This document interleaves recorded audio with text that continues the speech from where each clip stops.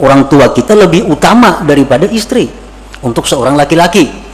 Untuk seorang laki-laki kedudukan orang tua lebih utama daripada istri. Kalau istri menghalangi demikian, berarti ini istri membawa maksiat. Nah, di saat itulah dia minta kepada Allah agar diberi jalan keluar untuk meninggalkan istri itu.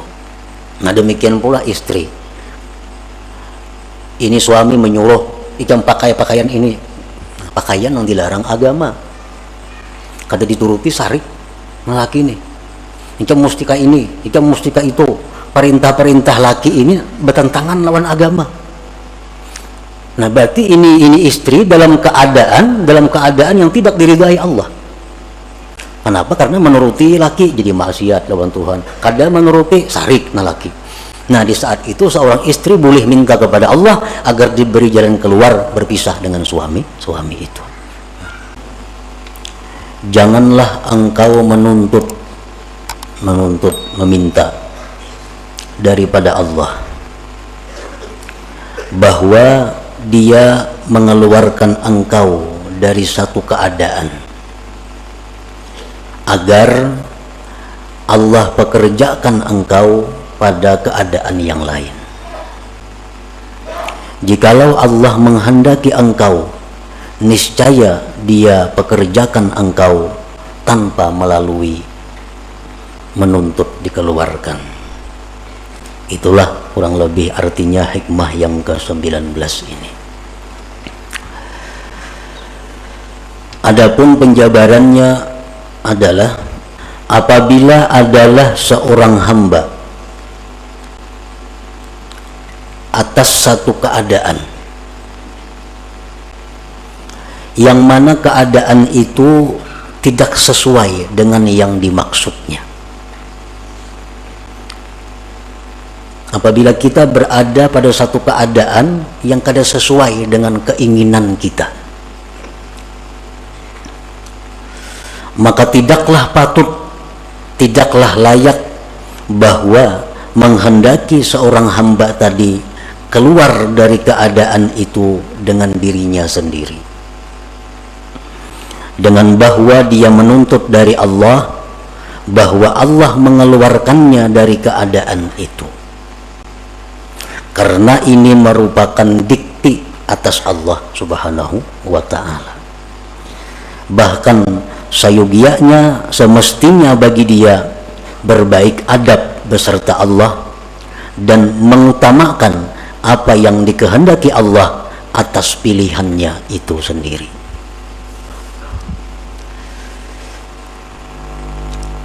Illa idza kanat haluhu, kecuali apabila keadaannya itu ghaira mardiyyin lillah subhanah, kecuali bila keadaannya itu tidak diridhai oleh Allah. Au aikatan min wazaifihi diniyah wal amali bil a'malis salihah, atau keadaan itu mencegah dia dari tugas-tugas keagamaannya dan beramal dengan amal-amal saleh, maka boleh bagi dia meminta kepada Allah bahwa Allah keluarkan dia dari keadaan yang demikian itu.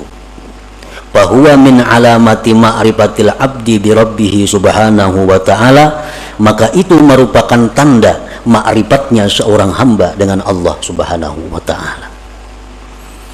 Nah, para muhibbin rahimakumullah, artinya kalau kita berada di suatu kondisi, di suatu keadaan, situasi yang tidak sesuai dengan keinginan kita, maka janganlah kita minta kepada Allah bahwa dipindah dari kondisi keadaan itu kepada keadaan lain. Jangan kita minta kepada Allah bahwa kita ini dipindahkan kepada keadaan yang lain, karena itu namanya adalah mendikti atas Allah. Hendaknya kita menerima keadaan itu dan berbaik adab beserta Allah, dan inilah merupakan pilihan Allah yang dia utamakan daripada pilihannya sendiri. Kecuali bila mana keadaan yang dia alami saat itu keadaan yang tidak diridhai Allah, dia berada dalam situasi yang tidak diridai Allah, atau di dalam situasi keadaan yang mencegah dia melaksanakan tugas-tugas keagamaan atau beramal amal saleh. Nah, maka boleh baginya minta kepada Allah agar dikeluarkan dari situasi itu kepada keadaan yang lain. Nah, itulah tanda orang yang ma'rifat dengan Allah Subhanahu wa ta'ala. Nah, para muhibbin rahimakumullah, secara rinci lagi para ulama menjelaskan, fal arifu billah idza kana a'zab la yatamanna zawaj. Orang yang sudah kenal dengan Allah itu, apabila dia tidak mempunyai pasangan, baik bujang, duda, janda, dia tidak minta kepada Allah agar diberi jodoh. Nah, ini orang yang arif dengan Allah. Ini bujang atau duda atau janda, kada berpasangan lah. Nah, itu ngarannya satu keadaan. Ini keadaannya bujang, keadaannya kada belaki, kada bebini. Inya kada minta kepada Allah agar diberi jodoh, kada minta. Bahkan dia kelola itu keadaan dengan adab yang baik beserta Allah Subhanahu wa ta'ala. Artinya dia terima keadaan itu dengan baik, dan dia menganggap inilah sudah pilihan Allah untuk diriku. Nah, kecuali keadaan itu, keadaan membujang atau kada berpasangan tadi sudah mengganggu dia daripada ibadah kepada Allah. Nah, sudah mengganggu dia untuk menjalankan tugas-tugas wirid-wiridnya. Orang kada berpasangan, banyak godaan-godaan, timbul kadang-kadang pikiran syahwat. Nah, dan keadaan itu terus mendesak sehingga membuat dia gelisah, membuat dia sembahyang kada khusyuk lagi, membuat wirid-wiridnya terlantar karena menahan godaan-godaan ini. Nah, kalau sudah demikian halnya, dia boleh minta kepada Allah agar diberi pasangan hidupnya. Nah, selama ibadahnya teratur baik, selama dia bisa menjaga diri dari hal-hal yang diharamkan, dia tidak akan minta jodoh kepada Allah, karena itu menganggap sudah pilihan Allah yang terbaik bagi dirinya. Nah, itu contoh orang bujang atau duda janda nang ma'rifat kepada Allah Subhanahu wa ta'ala. Jadi kada minta jodoh lawan Tuhan, apalagi mencari jodohan manusia ke situ kamari. Lawan Tuhan aja kada minta jodohnya. Wa idza kana faqiran la yatamanna al-ghina. Apabila dia dalam keadaan fakir. Nah, ini orang yang arif dengan Allah. Dia fakir. Dia kada akan minta kepada Allah kekayaan. Dia terima kefakiran itu dengan ridha. Dan dia anggap inilah pilihan Allah untukku yang terbaik, aku menjadi orang fakir. Nah, kecuali apabila sudah kefakiran itu membuat dia terganggu ibadah kepada Allah, apabila kefakirannya itu sudah menghalanginya berbuat amal-amal yang saleh, nah maka di saat itu dia bisa memohon kepada Allah agar dipindah daripada orang fakir menjadi orang yang berada atau orang kaya. Nah, ini sudah fakirnya sudah sulit nih, sudah kada bisa lagi beribadah kepada Allah. Nah, sudah kada kawa lagi melaksanakan wirid-wiridnya, sudah kada bisa lagi menuntut ilmu karena kada berduit. Menuntut ilmu perlu duit. Ini sudah kada berduit lagi, menuntut ilmu kada kawa lagi, pikiran kada karuan, beribadah sudah kada nyaman lagi. Nah, di saat itulah dia boleh mohon kepada Allah agar diberi kecukupan, diberi Allah kekayaan. Selama kefakiran itu tidak menghalangi ibadahnya, selama kefakiran itu tidak menghalangi wirid-wirid agamanya, nah maka di saat itu dia ridha dengan keadaan itu dan tidak minta agar dikayakan oleh Allah Subhanahu wa ta'ala. Wa idza kana maridan la yatamanna shihha. Apabila dia sakit dia tidak ingin sihat. Dia tidak ingin sihat. Ini sakit. Tapi dalam keadaan bisa melaksanakan tugas-tugas keagamaan, bisa beramal saleh. Sakit ini tidak akan diusahakan untuk disembuhkan. Dan dia tidak akan minta kepada Allah kesembuhan. Tetapi kalau sakit ini sudah mengganggu, nah tugas-tugas keagamaannya, sakit ini sudah mengganggu wirid-wiridnya, sakit ini sudah mengganggu menuntut ilmunya, nah di saat itulah dia minta kepada Allah kesembuhan dan kesehatan. Nah demikian antara lain contoh-contohnya. Kalau kita dalam keadaan dan keadaan itu tidak kita senangi, keadaan itu tidak kita ingini, maka diamlah kita pada keadaan itu, ridhalah pada keadaan itu, jangan minta keadaan lain kepada Allah. Kalau kita masih bisa beribadah kepada Allah, kalau kita masih bisa melaksanakan tugas-tugas keagamaan kita, nah itulah tandanya orang yang ma'rifat dengan Allah subhanahu wa ta'ala.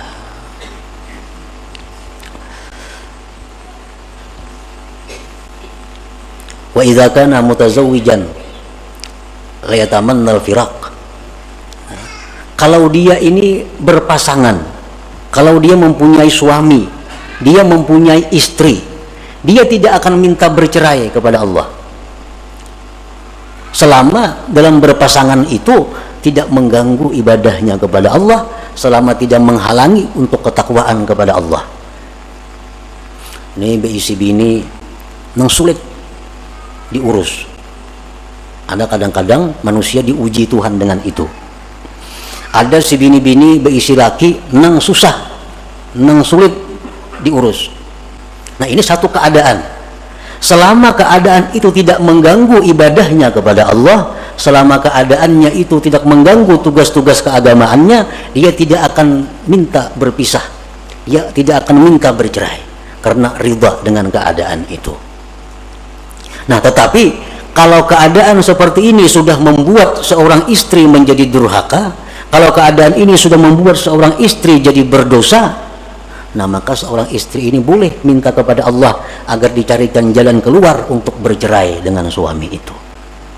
Nah demikian pula suami, kalau sudah keadaan istri demikian membuat suami ini maksiat kepada Allah, membuat suami ini kada bisa lagi beribadah karena bini macam-macam, nah di saat itulah suami minta kepada Allah diberi jalan keluar agar bisa bercerai dengan pasangan ini.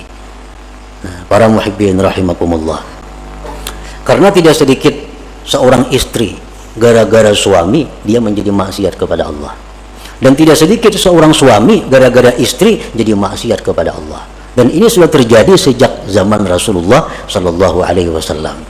Ada salah seorang sahabat yang begitu hendak mati kada bisa mengucap la ilaha illallah. Kenapa sebabnya? Oh ternyata si sahabat Nabi ini seringkali menyakiti hati ibunya gara-gara mengutamakan istrinya. Nah ini istri yang membawa maksiat kepada Allah. Kalau kita sudah punya istri macam ini, hendak berbuat baik lawan ibu bapak, sarik. Nah, hendak memberi kuitan, sarik. Nah ini membuat maksiat. Padahal kedudukan orang tua kita lebih utama daripada istri untuk seorang laki-laki. Untuk seorang laki-laki kedudukan orang tua lebih utama daripada istri. Kalau istri menghalangi demikian, berarti ini istri membawa maksiat. Nah di saat itulah dia minta kepada Allah agar diberi jalan keluar untuk meninggalkan istri itu. Nah demikian pula istri. Ini suami menyuruh ikam pakai pakaian ini, pakaian yang dilarang agama, kada dituruti sarik laki ini. Ikam mustika ini, ikam mustika itu, perintah-perintah laki ini bertentangan lawan agama. Nah berarti ini istri dalam keadaan yang tidak diridai Allah. Kenapa? Karena menuruti laki jadi maksiat lawan Tuhan. Kadang menuruti sarik na laki. Nah di saat itu seorang istri boleh minta kepada Allah agar diberi jalan keluar berpisah dengan suami itu. Orang yang berakal, dia mengetahui bahwa tujuan diciptakannya dia itu untuk ibadah. Orang yang berakal itu mengetahui bahwa tujuan Allah menciptakan dirinya itu untuk mengabdi kepada Allah. Allah berfirman, tidak aku ciptakan jin dan manusia melainkan untuk menyembah, mengabdi, beribadah kepadaku. Nah, maka sesuatu apapun yang menghalangi ibadah dan ma'rifat, maka dia akan minta kepada Allah dikeluarkan daripada keadaan itu. Nah, para muhibbin rahimakumullah. Jadi Allah menciptakan kita ini adalah untuk beribadah kepada Allah. Dan kita kada bisa beribadah kepada Allah kalau kada punya sarana dan prasarananya. Allah sediakan kita ini usaha. Allah sediakan kita pekerjaan. Allah sediakan kita macam-macam. Untuk apa? Agar semua itu membawa kepada ibadah. Nah, itu tujuan hidup yang diketahui oleh orang yang berakal. Lalu apapun pekerjaan, apapun keadaan yang menghalangi tujuannya itu ibadah, dia akan mundur dari keadaan itu dan berpindah kepada keadaan yang lain. Nah, ini orang yang berakal. Jadi tujuan hidup ini bukan kita berdagang, bukan. Tujuan hidup belaki, bukan. Tujuan hidup babini, bukan. Tujuan hidup berusaha, bukan. Nah, usaha suami istri itu hanya jalan untuk beribadah kepada Allah. Kalau semua ini menghalangi ibadah, berarti mesti ditinggalkan, dicari jalan yang lain. Nah, para muhibbin rahimakumullah. Nah, disitulah kita merenungi, disitulah kita disuruh tafakkur. Apakah selama ini aku hidup hanya untuk dunia atau aku hidup untuk ibadah? Bila mana aku hidup untuk dunia, berarti aku menyalahi kudrat diriku, fitrah diriku. Bila aku hidup untuk ibadah, berarti aku di jalan yang benar. Nah, jadi silahkan berdagang, silahkan berusaha, tapi ingat, usaha ini diciptakan Allah untuk ibadah. Nah, silahkan bergaul, silahkan berkawan, asal semua itu membawa kepada ibadah. Nah, jadi apapun pekerjaan, apapun keadaan yang menghalangi kita ibadah, itu mesti kita ditinggalkan, mesti kita tinggalkan kalau kita tidak ingin rugi di dunia dan akhirat. Jangan sampai kita ini dilalaikan oleh hal-hal yang sifatnya duniawi. Ya ayyuhalladzina amanu la tulhikum amwalukum wala auladukum an dzikrillah wa may yaf'al dzalika fa ulaika humul khasirun. Hai orang-orang yang beriman, Allah mengkhitab kepada orang beriman. Nang kada beriman, kada diurus Tuhan. Ujar Tuhan, janganlah melalaikan akan kamu, harta kamu, anak kamu daripada zikrillah. Artinya jangan sampai kita mengurus harta, kita mengurus anak, kita lupa kepada Allah. Bila demikian halnya, Allah menyatakan kita rugi. Kalau sudah Allah menyatakan rugi itu, ya rugi yang sebenarnya. Bujur-bujur rugi artinya. Nah, itu artinya Allah bukan melarang kita mengelola harta. Allah bukan melarang kita mengelola anak. Tetapi yang dilarang Allah, jangan sampai itu melalaikan kita daripada zikrillah, daripada mengingat Allah. Karena mau urus harta, kada tersembahyang. Karena mau urus harta, sembahyang taqadha. Karena mau urus harta, kada tersembahyang sunat. Karena mau urus harta, kada tersembahyang tahajud. Karena mau urus harta, kada sempat menuntut ilmu. Nah, ini yang dikatakan rugi, ujar Tuhan. Ayo urus harta, 10 bisi perusahaan, Allah kada melarang. Tapi sembahyangnya aktif, wiridnya tabaca, menuntut ilmunya jalan. Itu yang dimaksud dengan ya ayyuhalladzina amanu la tulhikum amwalukum wala auladukum an dzikrillah. Walhasil selama kita mengejar atau menuntut atau mencari dunia, lalu kita ketinggalan satu kali zikrullah, itu sudah rugi. Sudah rugi. Kenapa? Karena zikrullah yang sekali kita ucapkan itu kekal. Kekal. Arti sampai akhirat bisa kita nikmati, bisa kita dapatkan manfaatnya. Sedangkan harta yang kita urus mati-matian ini, begitu kita mati, kita kadang akan bisa dapat menikmatinya. Nah, itulah yang dikatakan Nabi Sulaiman alaihissalam. Begitu Nabi Sulaiman ini pawai dengan kekayaan-kekayaannya, Rakyat berkata, wah alangkah untungnya Sulaiman, alangkah hebatnya Sulaiman punya harta sedemikian. Sulaiman berkata, wahai rakyat, satu kalimat yang kamu ucapkan subhanallah lebih berharga dari semua yang kumiliki ini. Kenapa sebabnya? Karena subhanallah yang kamu ucapkan itu kekal sampai ke akhirat, kau akan bisa menikmatinya. Sedangkan yang kupunya ini adalah akan hilang binasa begitu aku mati.